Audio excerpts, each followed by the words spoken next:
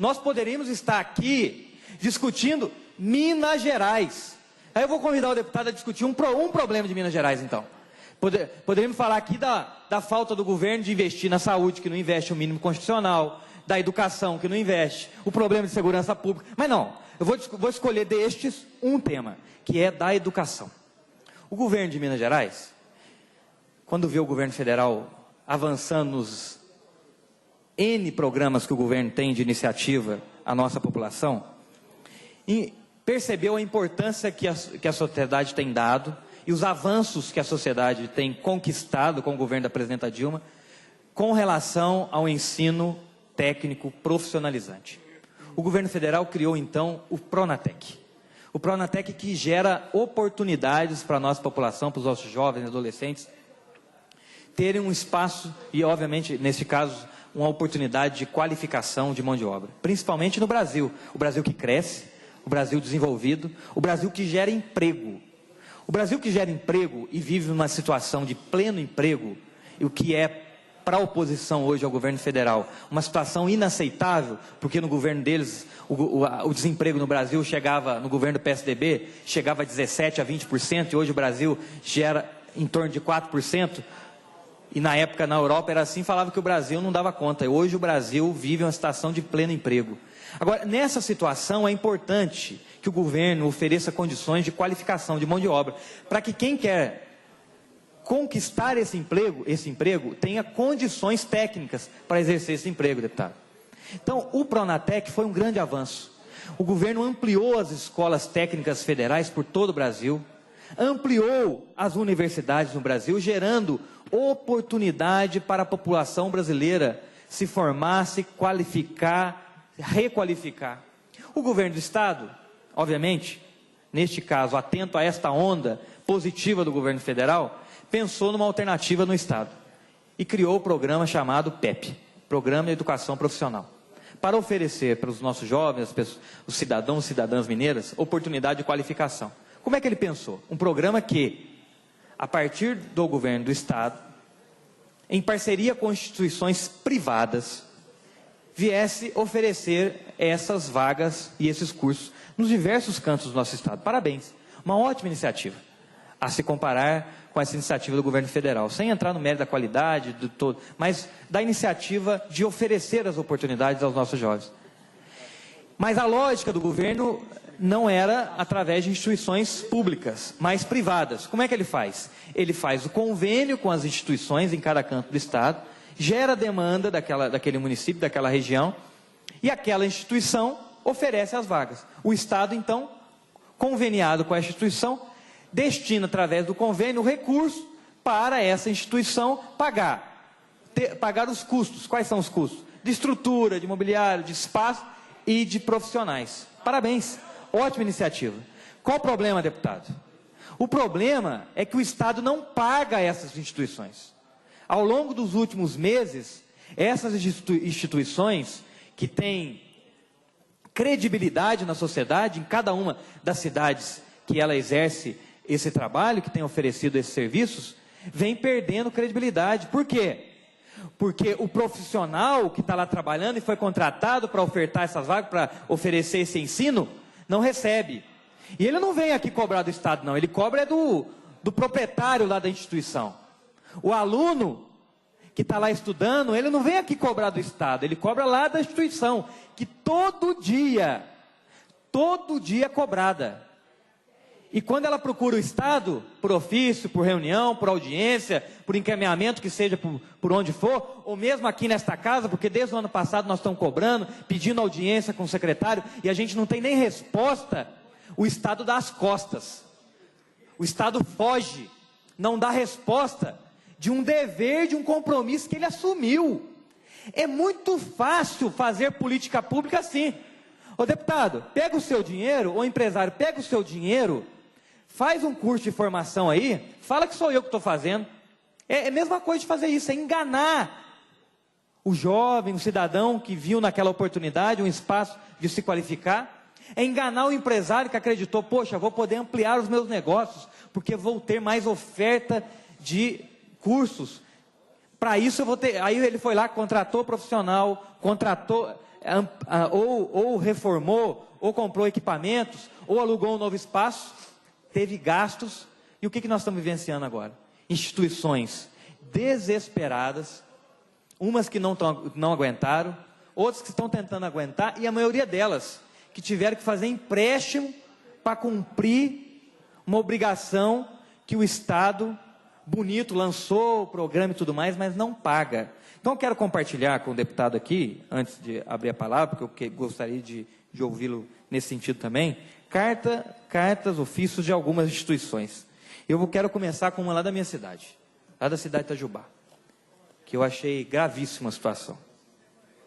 E ela se agrava diante da circunstância que eu alertei isso a semana passada, na terça-feira, que na quinta seguinte, que foi do dia 15 de maio, haveria uma manifestação das escolas, e antes da manifestação, o que o Estado fez? Enviou ofício e carta para todas as instituições do Estado, dizendo o seguinte: gente, o programa, deputado Cajuru, o programa é bom, o programa é importante, depende de vocês, mas espera um pouquinho, nós vamos fazer o depósito, daqui 3 dias úteis está pago para vocês. Mentira de novo, já passou mais de uma semana e não pagou, e não dá resposta para as instituições. Eu estou aqui com a carta do ofício da secretária Ana Lúcia Gazola e do seu superintendente de desenvolvimento e educação profissional, Rafael de Freitas, que fala exatamente isso. Os recursos serão liberados pela secretaria, está aqui, todo o texto dele, de 5 parágrafos, explicando para todas as instituições, tecnicamente, o que é o programa, que nem precisava. E aí eu vou, diante deste ofício encaminhado para cada uma das escolas, olha a resposta das escolas. Prezado senhor Rafael, é a resposta da instituição a este ofício da secretária e do diretor e do superintendente. Prezado senhor Rafael, por que responder agora às escolas, dando prazos e falando em cumprir com os pagamentos devidos? Agora, um dia antes da manifestação? E os inúmeros telefonemas, e-mails e contatos que fizemos com o senhor, com os técnicos, com a secretária de educação, e que não foram nunca respondidos. Quantas vezes cansamos de pedir uma resposta clara, prazos, definições, e sempre as respostas foram evasivas. Isso aqui, eu repito, é carta de uma instituição, não é um discurso político aqui não, de oposição. Quantas vezes escutamos, não temos nada ainda para informar. Essa era a resposta do Estado. Quantas vezes tivemos que segurar a barra, junto aos professores, aos fornecedores, porque não tínhamos como pagá-los? E os impostos a recolher? E as CNDs que as escolas perderam porque não recebiam e não tinham como quitar em dia seus compromissos? E as escolas que fizeram empréstimos aos bancos para conter um pouco a fúria dos professores, para pagar, por exemplo, o 13º no final do ano passado? Nós estamos em maio. Essa carta eu recebi dia 15, semana passada. E a nossa credibilidade que fica ameaçada porque não temos como honrar nossos compromissos? Senhor secretário, e a senhora secretária e os demais, sabem quantos anos tem a instituição que respondo? Certamente não. Não sabem que temos 80 anos de eficiência, que temos um nome a zelar, que em seus bancos escolares, lá na nossa cidade de Itajubá, foram formados alunos. Foram alunos como um presidente da República, um governador de Minas, um presidente da Petrobras, presidente de várias empresas públicas e privadas, políticos, empresários e inúmeros profissionais bem-sucedidos em todo o país. Que é uma instituição que tem uma reputação séria, que paga seus impostos, que tem cursos regulares dentro das normas e leis da educação.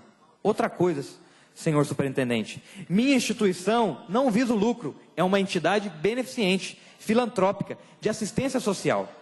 Agora estamos sendo avacalhados pelo Estado, tratados como um qualquer.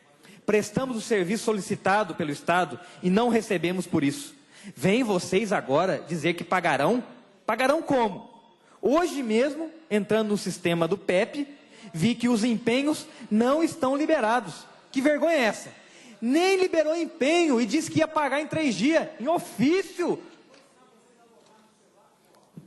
Vocês vêm agir politicamente na véspera de uma mobilização apenas para acalmar as escolas? Mostrem que vocês estão falando a verdade. Liberem os empenhos já. Paguem imediatamente o que devem. Tirem as escolas do buraco no qual vocês as colocaram. Sejam verdadeiros, cumpram com os contratos. Só tenho uma coisa a dizer de tudo isso: é uma vergonha, é lamentável, é um absurdo, ainda mais partindo daqueles que dirigem a educação, dirigem o Estado. Absurdo. Podem ter a certeza de uma coisa: se nada for feito, uma coisa pelo menos faremos. Vamos espalhar por todos os cantos do Estado, portanto, todos os cantos do Estado, o que fez este governo. O senhor Anastasia, candidato ao Senado, o senhor Aécio, candidato a presidente do Brasil. Não subestimem a força das escolas, dos profissionais sérios de educação. Chega de tanto aproveitar da boa vontade daqueles que trabalham com seriedade. Chega de tanto descalabro com a coisa pública. Atenciosamente assina o diretor aqui, eu vou tomar não vou citar o nome dele, mas está aqui oficialmente. Tem outra carta de outra escola tão dura quanto esta. Tem outros fatos aqui. Nessa semana, no sábado, eu fiz uma reunião na cidade de Três Corações. Por uma coincidência, a reunião foi numa escola profissionalizante. Estava lá o senhor, o diretor, o advogado que é responsável, me alegando a mesma situação, que ele não recebia. Lá em Passos, quantas instituições cobrando. Lá em Varginha, a mesma coisa. Na nossa cidade de Itajubá, quantas outras. Em Lavras. Poderia citar inúmeras situações de descalabro, de descaso do Estado, com um programa de sua iniciativa. Então, para que fazer isso? Para que enganar instituições? Para que fazer com que estes alunos comecem a estudar num programa que não vai chegar ao fim? Fale a verdade, fala que não dá conta, fala que endividou o Estado, e o Estado não dá conta de cumprir com as suas obrigações. Seja verdadeiro. Então, quero aqui pedir desculpa àqueles que nos acompanham, se de alguma forma me excedi, porque é de nos indignar ver o Estado tratar a educação, tratar essa situação, diga-se de passagem, como trata tantas outras, mas sobretudo esta, que vem fazendo com que os empresários, com bom sentido, com bom sentimento, querendo investir na educação, façam o que estão fazendo e o Estado dê as costas para ele nesse sentido. Lamentavelmente. Espero que, de alguma forma, alguma parte dessa nossa manifestação aqui sirva de alerta para o Estado resolver esse problema. Muito obrigado, deputado.